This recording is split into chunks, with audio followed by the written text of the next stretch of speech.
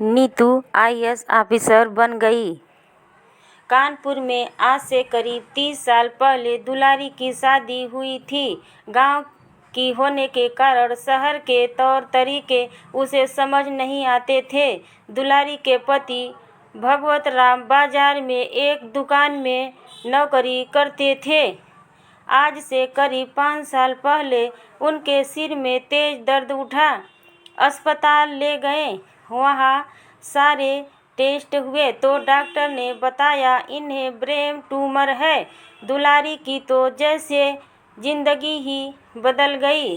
घर में रहने वाली देहाती लड़की जिसे बाहर का कुछ पता नहीं था, उसके सिर पर पूरी गृहस्थी बोझ आ गया। साथ ही पति के इलाज के लिए पैसों का इंतजाम भी करना था।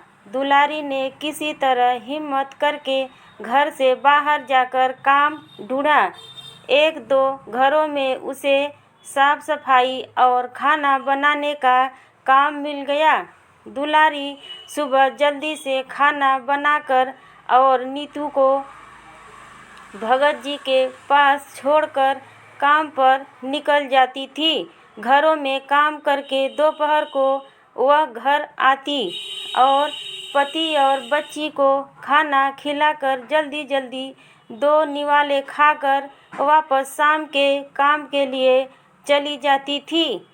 इसी बीच भगत जी की तबीयत बिगड़ती चली जा रही थी। एक दिन जब दुलारी अस्पताल में भगत जी के पास बैठी तो उन्होंने कहा, दुलारी, मुझे लगता है मेरे जाने का समय आ गया है। तू नीतू का ध्यान रखना और जिस हवेली में हम रहते हैं वो मेरे पिताजी के नाम थी। कभी भी उसे मत छोड़ना।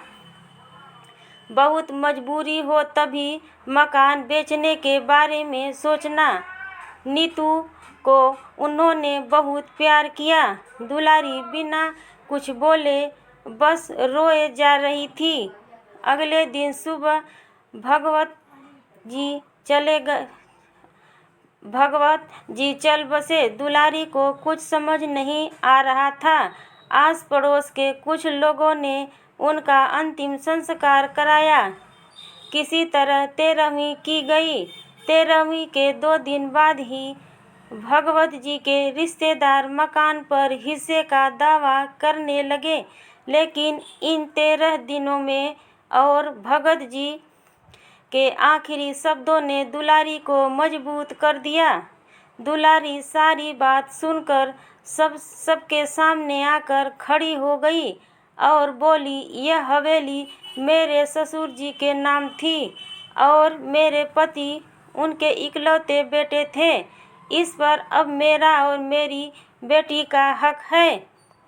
आप सब लोग चले जाइए यहाँ से। दुलारी की बात सुनकर जो रिश्तेदार उसे सीधा समझकर हवेली लेना चाहते थे, चुपचाप वापस लौट गए। दुलारी सुबह ही नीतू को लेकर काम पर निकल जाती है और शाम तक काम करके घर आती थी। वह सारी जिम्मेदारी संभाल रही थी। उसका एक ही मकसद रह गया था, नीतू को पढ़ा लिखा कर काबिल बनाना। एक दिन दुलारी जब शाम को घर आई तो नीतू ने उससे कहा, मम्मी, आज एक आदमी आया था, यह खत दे गया है। दुलारी ने कहा, बेटा, जरा इसे पढ़कर सुना, मुझे तो पढ़ना नहीं आता है। नीतू ने लिफाफा खोला और बोली, अरे माँ, ये तो इंग्लिश में है। इतनी इंग्लिश तो मुझे भी नहीं जानती हूँ। दुलारी ने उससे खत ले लिया और अपने पास संभाल कर रख लिया। अगले दिन वह जिस घर में काम करती थी उसकी मालकिन से खत पढ़वाया। उन्होंने बताया कि तुम्हारी हवेली बहुत पुरानी है, सरकार वहां उसे एक स्मारक बनाना चाहती है। यह सुनकर दुलारी के होश उड़ गए। नहीं नहीं मालकिन, आप इसका जवाब लिख दो। हमें नहीं बेचना अपना घर, हम कहाँ जाएंगे।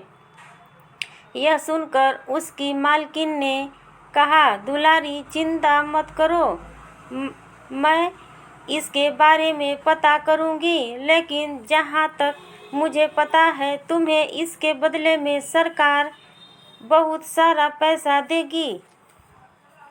दुलारी ने कहा, मालकिन हम पैसा लेकर क्या करेंगे, हमारा गुजारा तो हो ही जाता है। मालकिन ने उससे कहा, अच्छा 1-2 दिन रुक जा, मैं सब पता करके बताती हूँ। दुलारी काम खत्म करके घर आ गई। उसे आज बहुत चिंता हो रही थी, न जाने सरकार कब उसका घर छीन ले, वह कहाँ जाएगी, नीतू का क्या होगा। 2 दिन में दुलारी बहुत परेशान हो गई। 2 दिन बाद उसकी मालकिन ने बताया, दुलारी तेरी तो किस्मत खुल गई, जानती है इस घर के बदले तुझे करोड़ों रुपए मिलेंगे, इससे तू हमारे से भी बड़ा घर ले सकती है। उसके बाद भी इतना पैसा बचेगा कि तुझे कभी काम करने की ज़रूरत नहीं पड़ेगी। दुलारी को कुछ समझ नहीं आया। उसकी मालकिन बहुत अच्छी थी, उन्होंने सारा काम करवा दिया। दुलारी को बहुत सा पैसा मिला। उसने अपनी मालकिन की मदद से एक घर भी ले लिया। बाकी पैसे उन्होंने बैंक में जमा करवा दिए, जिसका हर महीने ब्याज आता था। दुलारी का सारा काम पूरा हो गया।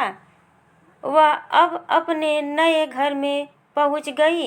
एक दिन वह भगत जी की फोटो के सामने खड़े होकर रो रही थी।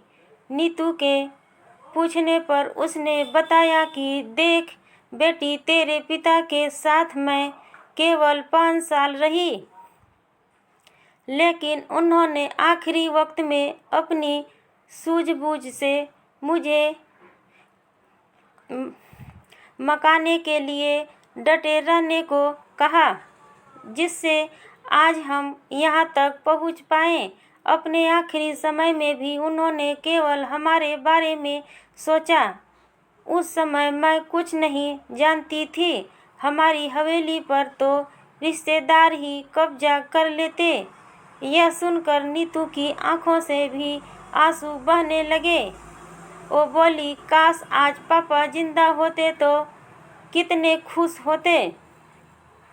यह सुनकर दुलारी ने कहा, बेटी वो तो अपना काम कर गए, मैंने भी उनका कहना मानकर हवेली को बचा लिया।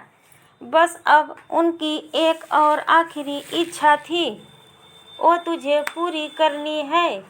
वे चाहते थे कि उनकी बेटी बहुत लायक बन जाए। नीतू ने कहा, माँ तुम चिंता मत करो, मैं एक दिन जरूर पापा का नाम रोशन करूँगी। दुलारी अब भी सभी घरों में काम करती थी। उसने नीतू का दाखिला एक बड़े स्कूल में करा दिया और अच्छी सी ट्यूशन भी लगवा दी थी। नीतू पढ़ाई करते हुए एक दिन IAS ऑफिसर बनकर वह घर उस दिन आ गई और बोली, माँ देखो पापा का सपना पूरा हो गया, तुम्हारी बेटी कलेक्टर बन गई।